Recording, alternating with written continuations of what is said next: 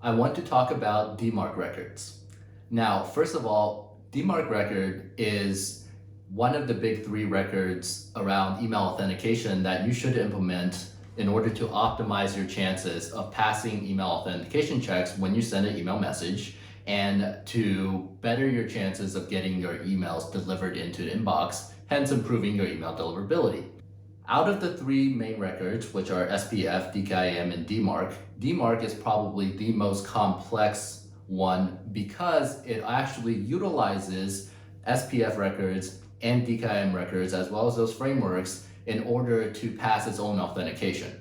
At the core, what is the function of a DMARC record? Well, the function of a DMARC record is for you as a sender to be able to identify a policy that you want the receiving inboxes to take in the cases where mail that they receive claiming to be from you fails the authentication, DMARC authentication.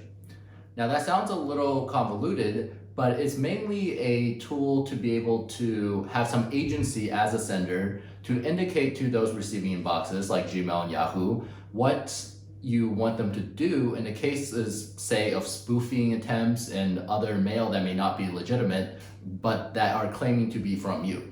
In those cases, if you have the proper setup, then they should fail DMARC authentication.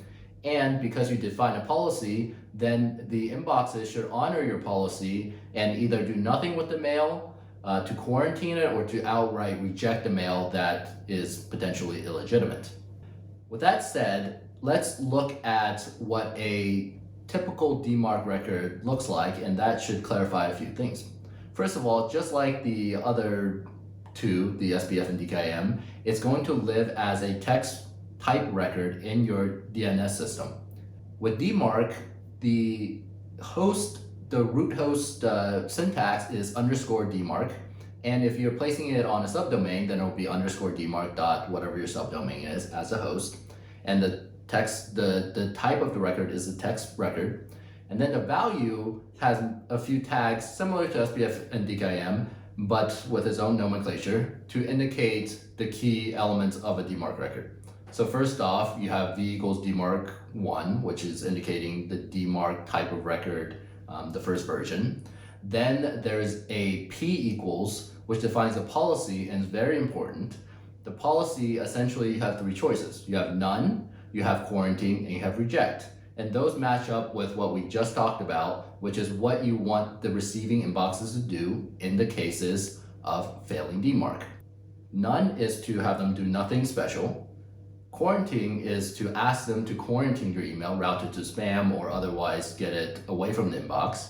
And reject is to just outright reject the mail and not have it reach anywhere within those inboxes at all. Then we have a PCT, which stands for percent, equals, it can be anywhere from 0 to 100, and this is applying what percentage of the mail you want the DMARC record to apply to.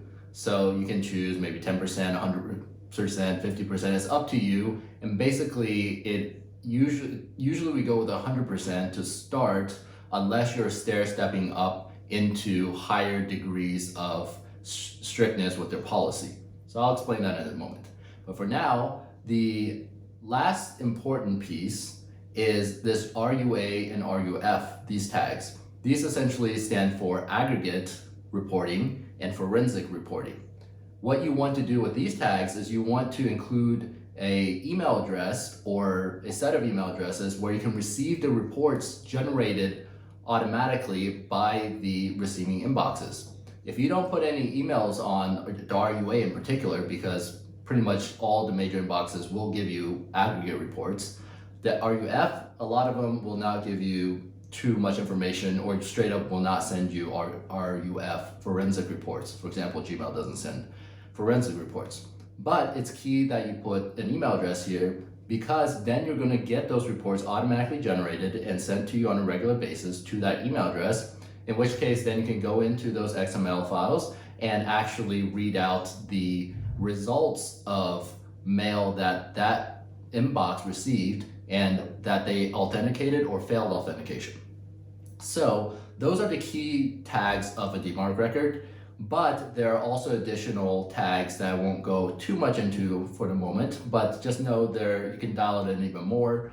But the key record tags are the ones I just mentioned.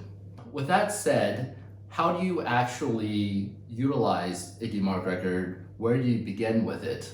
So for beginners, what I would recommend is if you don't have a DMARC record at all, you've never actually really touched it, is to implement a very basic form of this, which is DMARC on your root domain, then you set a policy, a p-value equals none, and then you set a percentage to like 100%, so 100, PCT equals 100, and then at least have a RUA definition of where to mail the reports to.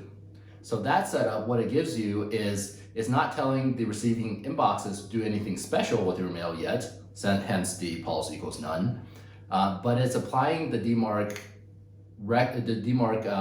wishes to 100% of your mail, and it's generating those reports which then send to this email address or set of email addresses you've applied into the record. So what that gives you is then you're able to go and get those reports, read through those reports, see if you're actually passing DMARC for your legitimate emails from your legitimate IP addresses. And if you are, you can consider dialing up the record, the p-value into quarantine or even reject in the future. What I've seen, so that's a great place to start. And at the ideal level, once you get more advanced and once you understand that your own mail is not going to fail DMARC, whereas potential spoofers are going to fail DMARC, then you can actually dial up your p-values to quarantine or ultimately to reject. And that can have implications for managing your brand. Obviously, if you have a lot of spoofers, then being able to dial it up to reject and get all that mail like nowhere near your subscriber inboxes and only your legitimate mail through, that's quite important. It is a process to dial it in to not shoot yourself in the foot and accidentally reject your own legitimate mail. Also, if you were to implement certain more advanced protocols such as BIMI, it requires you to have a DMARC record of quarantine or reject. With that said, then let's talk a little bit about the mistakes that beginners with DMARC might potentially make. So a couple of the mistakes I've seen is one, not actually implementing a DMARC record. I think that I've seen quite often because I wouldn't say it's a nice to have, but companies can functionally send mail without DMARC, but it's absolutely something very good to have. Number two is if you dial in your p-value to be too strict before you're actually confident that your own legitimate mail passes through. This is quite a big mistake, and this is why I recommend to always start with p equals none, and only once you have confidence to dial up to quarantine reject. Otherwise, it's very possible that your own legitimate mail actually gets rejected because you told the inboxes to reject them, but your own mail have been failing DMARC authentication. And then another mistake I've seen is not identifying or defining rather a RUA value to send the reports to.